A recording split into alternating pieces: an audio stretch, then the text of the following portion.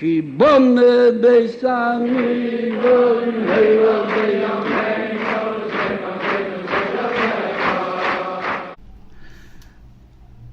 Olá, gente! Estamos iniciando o nosso estudo diário das 7 leis de hoje. Hoje é quinta-feira, dia 1º de fevereiro de 2024, dia 22 do mês de Shevat do ano de 5.784 desde a criação do mundo. Estamos iniciando na leitura do Guia Ben Noa, na página 12. Estamos ainda no prefácio, parágrafos 1 até o parágrafo 3. E na mitzvah diária, estamos na mitzvah diária de não praticar idolatria. Ainda estudando a primeira mitzvah, o primeiro mandamento das leis universais, que é não praticar idolatria. Hoje, no 13º detalhe, ou seja, 13ª ramificação, que é não plantar uma áshera, ou seja, não plantar uma árvore cultual. Esse é o nosso estudo diário das 7 leis. Sejam todos muito bem-vindos.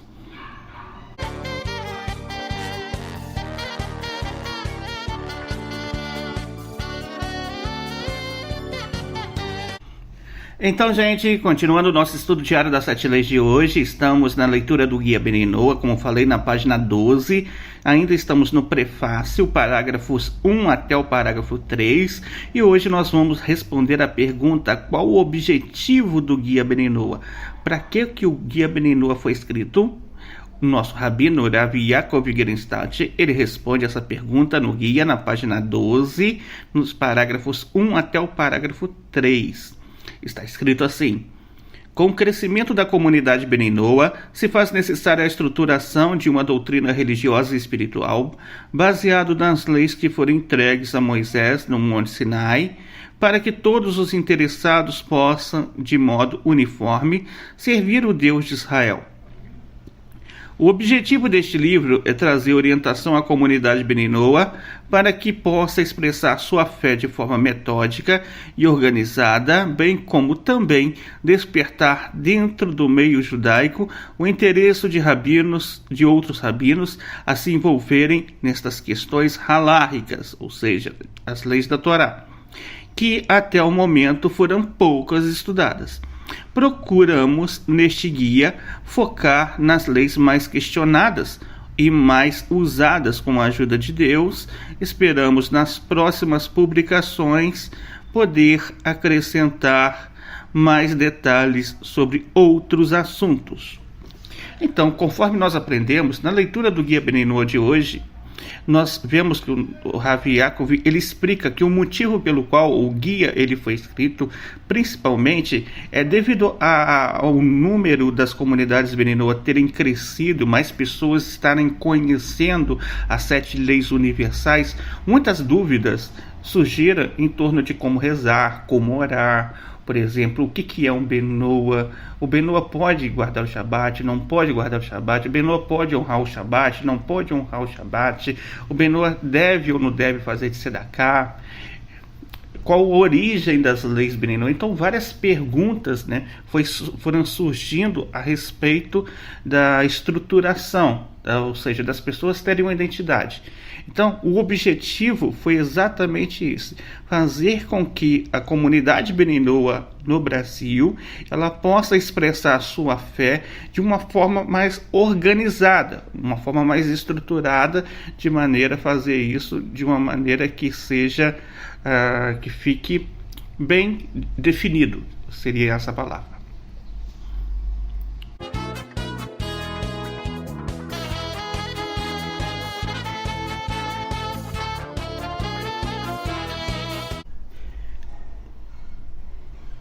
Continuando nosso estudo diário das 7 leis de hoje, agora nós estamos entrando na mitzvah diária. Na mitzvah diária, hoje nós estamos vendo a mitzvah diária de não praticar idolatria. Já explicamos qual o conceito de idolatria à luz do judaísmo. Já falamos que o conceito de idolatria à luz do judaísmo é não praticar avodah zará. O que é avodah zará? O que significa avodah zará em hebraico? Significa serviço estranho. É todo tipo de serviço, todo tipo de culto em que a pessoa ela vai fazer algo que a Hashem não ordenou, ou então que a Hashem tenha proibido. Então, esse é o conceito de idolatria à luz do judaísmo. Então, nós vamos entrar aqui nós vamos entrar aqui, dentro desse conceito, vamos estar lembrando que a referência da mitzvah está lá em Gênesis capítulo 2, versículo 16, juntamente com Êxodo 20, versículo 3, interpretado pela Torá oral no Tratado Sanhedrin 56b, e a referência é: e ordenou Deus ao homem, não terás outros deuses diante de mim. Então, a partir daqui, a 13ª ramificação, listada e baseada no livro As 7 Leis do Altíssimo, de acordo com o Rabino Moshe Weiner, os descendentes de Noé eles são proibidos de plantar uma árvore de culto, uma Ashera, ou seja, uma árvore especial usada para fins de culto, ou que se destaca de maneira especial para praticar idolatria ou para trazer oferendas a ídolos. Essa ramificação ela é obrigatória, lembrando, porque entra dentro, todas as 7 leis são obrigatórias, conjuntamente todas as suas ramificações e derivações também são obrigatórias. A punição dela seria pelas mãos dos céus. Vamos lembrar por que a punição dela seria pelas mãos dos céus. Por quê? Porque ela não resultaria em uma pena capital para o erudi, para o judeu. Os judeus levariam uma pena de açoite se praticasse essa transgressão. Ele não levaria uma pena capital, uma pena de morte sobre esse ato. Então, como ele não traria a pena capital sobre o erudi, sobre o judeu, também não traria sobre o não-judeu. Então, em relação ao não-judeu, o não-judeu não receberia nenhuma pena, nem mesmo de açoite, porque os açoites não se aplicam aos não-judeus, somente aos judeus. Mas seria considerado uma violação, uma transgressão diante dos céus, ou seja, diante de Hashem, isso continua sendo uma transgressão, tá bom? Então daqui nós aprendemos que não devemos plantar uma árvore perto de um altar religioso, mesmo que seja apenas para fins decorativos, na adoração ao verdadeiro Deus. Um costume pagão comum é plantar árvores ou fileiras de árvores em seus templos e ao redor de seus altares para embelezá-los. Para evitar até mesmo a semelhança com tais costumes, a lei da Torá proíbe o plantio de árvores em qualquer lugar do Templo de Jerusalém, bem como perto de um altar a Deus em qualquer outro lugar. Os seguidores do paganismo também plantavam árvores com o propósito de adorar a própria árvore, ou para decorá-la como parte de cerimônias de adoração idólatra, ou para fazer bebidas alcoólicas com o suco de sua fruta para rituais idólatras. Agora, vamos ver aqui as fontes. O Rabino Moshe Weiner, lá no Código Divino, parte 2, página 159, capítulo 5, tópico 11, e página 175 a 176, capítulo 8, tópicos 7 a 10, ele vai explicar sobre essa proibição. Ele vai dizer o seguinte: é proibido plantar um Ashera, que é uma árvore com a qual se realiza adoração de ídolos, ou que é realizada para fins de adoração de ídolos, mesmo que quem a planta apenas pretenda que ela seja usada para adoração de ídolos para outros, mas não para si mesmo. Também é proibido plantar uma árvore para ser uma decoração para a adoração de ídolos, ou para ser uma decoração para um altar que é usado para adoração de ídolos, segundo o Rambam, Leis de Reis, capítulo 9, alahá número 2. Este também é considerado uma Ashera.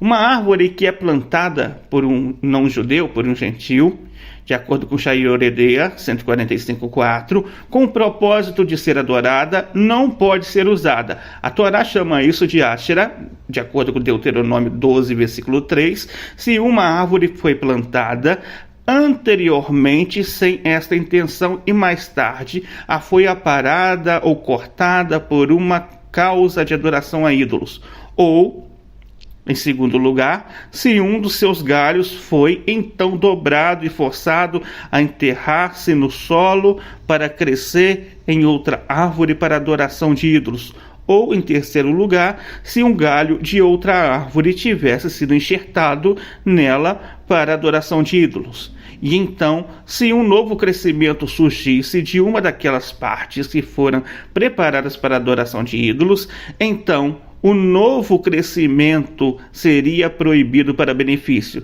e deve ser cortado e destruído. assim como qualquer parte que foram aparadas ou cultivadas para crescer por causa da adoração de ídolos. No entanto, o resto da árvore pode ser usado da mesma forma, mesmo que o tronco de uma árvore que tenha sido adorada não seja proibido para benefício se não estiver sido plantado para esse fim, uma vez que é considerado um objeto natural que não surgiu de um ato de uma pessoa, como explicado anteriormente no tópico 8.1. No entanto, todos os brotos, folhas, galhos ou frutos que cresceram enquanto a árvore estava sendo servida são proibidos e também devem ser destruídos, de acordo com o Shulchan Aruch Yoredeah, capítulo 145. Se os idólatras colhem o fruto de uma árvore para fazer vinho ou cerveja que é usada ou planejada para ser usada para o serviço de um ídolo, por exemplo, para libações ou para beber nas celebrações festivas de um ídolo, então a árvore inteira é proibida para benefício. E isso também é chamado do tipo de Asherah. Os idólatras faziam o ritual de vinho ou cerveja a partir dos seus frutos. E este é um procedimento tradicional que é seguido com um Asherah. Uma árvore que foi plantada para sustentar o ídolo mais baixo dela é proibida para benefício durante todo o tempo em que o ídolo estiver sobre ela. Mas, se for removida, a árvore é permitida. Isso ocorre porque a árvore em si não está sendo adorada. Qualquer árvore, incluindo uma árvore não frutífera plantada ao lado de um rio ou ao lado de um altar, ou casa de adoração de um ídolo, de acordo com Narmânides, em Deuteronômio 15:21, é uma decoração proibida para o ídolo e, portanto, é uma Asherah. Da mesma forma, as árvores que são trazidas para as casas de culto para celebrar o aniversário do Yeshu, ou seja, do JC, são proibidas enquanto permanecerem lá e as usadas em locais particulares com orações e canções. Então, diante daqui, nós aprendemos que existem alguns tipos de árvores que são consideradas árvores divindade, árvores cultuais, em que os povos pagãos eles relacionavam essas árvores ao fruto para fazer coisas consagradas aos ídolos através daquele fruto, ou muitas vezes dizia que tal árvore era sagrada. Por exemplo, existe uma certa mitologia em torno de uma árvore chamada Yggdrasil. A mesma árvore que o cristianismo depois procurou cristianizar para usar como árvore de Natal. Então, nós fazendo proveito do próprio paganismo e reutilizando, propriamente dizendo, então, o ritual pagão. Dessa maneira, procurou-se introduzir o paganismo dentro do cristianismo, que por si só também é uma idolatria, né? Não deixa de ser uma idolatria, e então procurou usar esses mesmos parâmetros. Por isso nós dizemos que a árvore de Natal, em sua origem e em sua representação, porque a árvore em si é como se representasse o JC. É assim que os cristãos acreditam. Então, dessa forma, ela se torna uma árvore proibida de se ter em nossa residência devido a que ela está relacionada ao culto e à adoração. O Ramban, lá no Mishneh Torah, na Lei de Reis, capítulo 9, alahá número 2, ele vai dizer que um descendente de Noé que adora deuses falsos é responsável, desde que adora de uma maneira como os adoradores daquela idolatria o praticam. Um descendente de Noé é condenado à pena capital por todo tipo de serviço estranho de idolatria que um tribunal judaico consideraria digno de pena capital um judeu. Contudo, um descendente de Noé não é condenado à morte por um tipo de serviço estranho de idolatria que um tribunal judaico não consideraria digno de pena de morte, pena capital, um judeu, como aquelas que são aplicadas somente açoites a um judeu. No entanto, mesmo que um descendente de Noé não seja executado por essas formas de adoração, ele está proibido de se envolver em todas elas.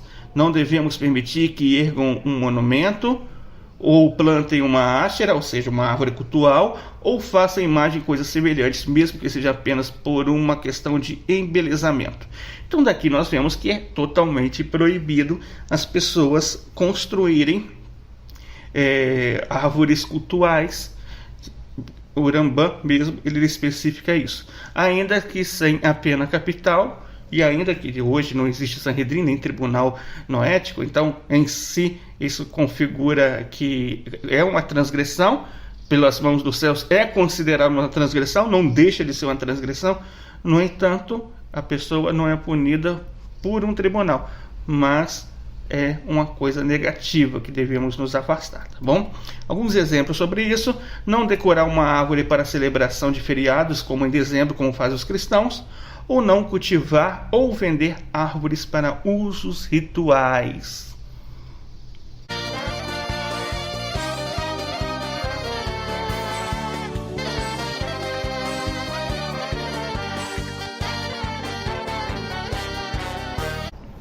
Então, gente, esse foi o nosso estudo diário das 7 leis de hoje. Foi muito bom estar aqui com você. E nesse dia nós aprendemos bastante coisa. Vamos então aqui estar nos despedindo. Antes disso, eu vou deixar para você, nós estamos abertos aí para as nossas inscrições do nosso curso das 7 leis universais. Para você fazer a sua inscrição, só me chamar no WhatsApp 22992073070, 22992073070, e faça a sua inscrição aí. Não esqueça de curtir, compartilhar o nosso estudo e encaminhar para os seus amigos, para espalhar mais e mais luz para todas as pessoas, e assim estaremos contribuindo positivamente para o início da era de Mashiach e o fim desse doloroso exílio e, claro, a redenção tanto do povo judeu quanto também a redenção de toda a humanidade, sendo redimido dessa toda a ignorância da idolatria, né? É verdade? Então, é a redenção também para todos os povos do seguinte quesito, um tempo de monoteísmo chegando. Então, que a Hashem possa dar muitas bênçãos a todos vocês. Shalom, shalom a todos.